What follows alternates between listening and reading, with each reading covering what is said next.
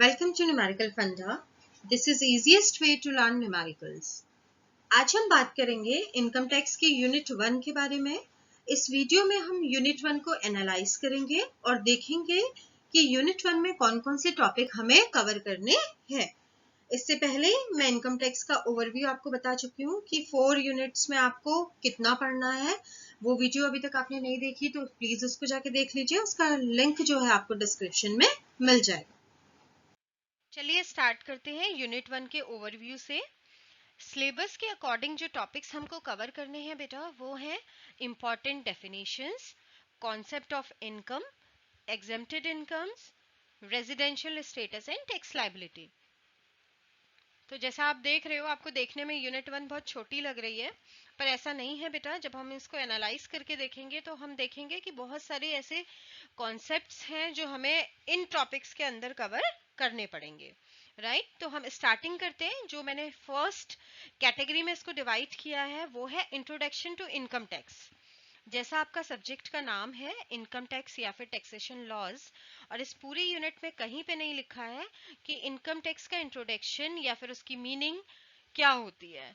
तो हमें as a subject ये जानना बहुत इंपॉर्टेंट है कि इनकम टैक्स एक्चुअली क्या होता है।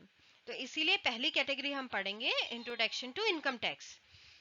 इसमें हम कवर करेंगे points: meaning and purpose, brief history of income tax in India, characteristics, who is liable to pay income tax, basis and procedure of charging income tax rates। Introduction पढ़ने का फायदा आपके लिए ये होगा बेटा कि आप familiar हो जाएंगे इनकम टैक्स एक्ट से या इनकम टैक्स के कॉन्सेप्ट से कि किस तरीके से इनकम टैक्स एक्ट जो है वो एक्चुअली वर्क करता है। फिर जो सेकंड पोर्शन हम पढ़ने जा रहे हैं वो पोर्शन है इंपॉर्टेंट डेफिनेशंस का। अब देखते हैं, हम कोर्स में तो लिख दिया गया कि डेफिनेशंस हमको कवर करनी है, पर कौन सी डेफिनेशंस हमको कवर करनी चाहिए, तो उसके लिए भी मैंने एनालाइज करके आपके लिए ये टर्म्स लिखे हुए हैं। सबसे पहले concept of income, gross total income and total income, agricultural income, casual income, person, SSC. SSC के साथ ही आप पढ़ेंगे deemed SSC and assessee in default, assessment year, previous year, pan, tan and maximum marginal rate. तो अगर इतने terms जो हैं आप कवर कर लेते हैं तो आपकी इंपॉर्टेंट डेफिनेशंस वाला पोर्शन कवर हो जाएगा। थर्ड कैटेगरी में मैंने डिवाइड किया है एग्जेम्प्टेड इनकम्स। तो ये अपने आप में बिल्कुल अलग टॉपिक है। एग्जेम्प्टेड इनकम्स मींस होता है वो इनकम्स जिस पे हमें टैक्स नहीं पे करना पड़ता। तो यहाँ पे हमें सिर्फ इनकम्स के नेम पढ़ने कि कौन कौन सी ऐसी इनकम है जिस पे हम टैक्स पे नहीं करते हैं।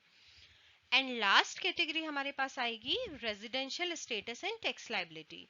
तो ये जो टॉपिक है बेटा उसमें आपका न्यूमेरिकल एंड थ्योरेटिकल दोनों पोर्शन रहेगा। आपको सबसे पहले जानना है कि रेजिडेंशियल स्टेटस क्या होता है, किस तरीके से हम पर्सन्स को डिवाइड करते हैं रेजिडेंशियल स्टेटस में, और डिवाइड करने के बाद कैसे हम उनकी इनकम का कैलकुलेशन करेंगे।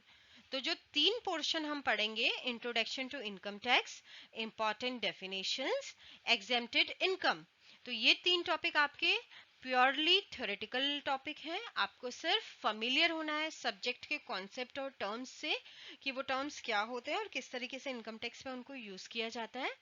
बट जो लास्ट वाला टॉपिक है बेटा residential status and tax liability, ये काफी इंपॉर्टेंट टॉपिक है और इस पे हमारे न्यूमेरिकल और थ्योरेटिकल दोनों ही पोर्शन कवर होते हैं।